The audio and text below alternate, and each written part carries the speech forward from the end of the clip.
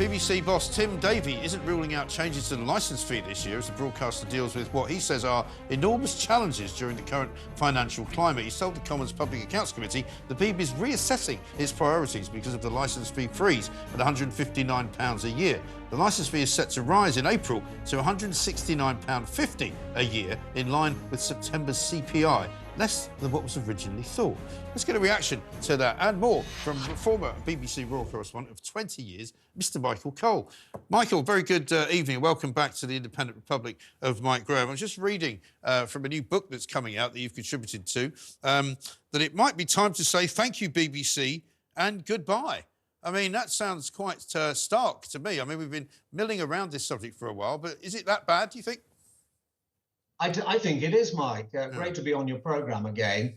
Yes, indeed, as you say, the BBC's got problems, and who is going to help them out of those problems? Well, the long-suffering licence payer. As you say, the licence fee goes up to £169.50 on the 1st of April. Is that a joke? We have to think it is. And then, of course, there's the renewal of the BBC's Royal Charter in 2027. That's its licence to keep broadcasting. And it has all sorts of problems. But, you know, one of the worst ones, to continue with the theme of your last brilliant interview, is the fact that Tim Davie has had to write to the 22,000 BBC staff telling them, please do not be anti-Semitic. Yeah. This actually staggers me, Michael, because one of the high points, one of the defining moments of British broadcasting in the 20th century was Richard Dimbleby's description of the British Army's liberation of the Bergen-Belsen concentration camps. And before then, we didn't really know the true horror of it. Now, in the time that I was at the BBC, there were three Jewish BBC chairmen, including Stuart Young, who actually died in office, then Michael Grade and Sir Anthony Saltz came later.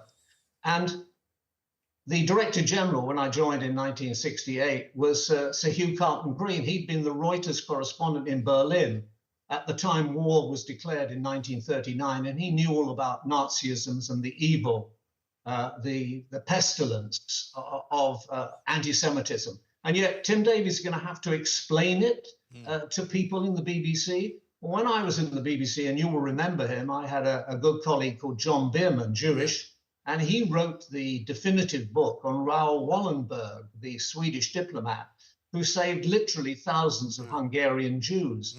We didn't go around even thinking that we had to be not anti-Semitic. We just weren't. Yeah. And when I joined, many of the senior people had come over during the war or just before the war, Jews from Central Europe, and they were still in the BBC, running Bush House, the overseas service, and congenial guys, always part of the very fabric of the organization.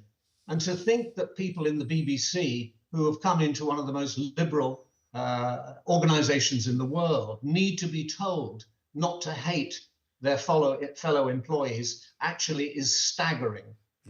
It really is. And I'm sorry we haven't got a lot of time tonight, Michael, but we must get you back on to talk about this in a bit more depth, because it really is a massive, massive story. But, I mean, this is really a development, isn't it, of the left and the wokists who have kind of taken over inside the structure of the organisation. And this is just another part of what they believe.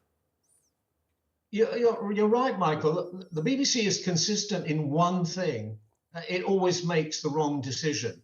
I mean, Steve Wright, sacked him, and now they're crying crocodile tears. Other people who've been central to the success of Radio 2, once the most successful radio station, it's unlistenable now. You cannot listen to it. No wonder Ken Bruce, my dear old friend from Scotland, he walked before he was pushed. Absolutely right. Well, listen, I know loads of people. Peter, Michael, sorry, I've got to stop you there because I've just got to get away from the clock, I'm afraid. But I'll get you back very, very soon, because at the end of the day, Radio 2 has been destroyed from within by the BBC. I know loads of people who don't even have it on their set anymore.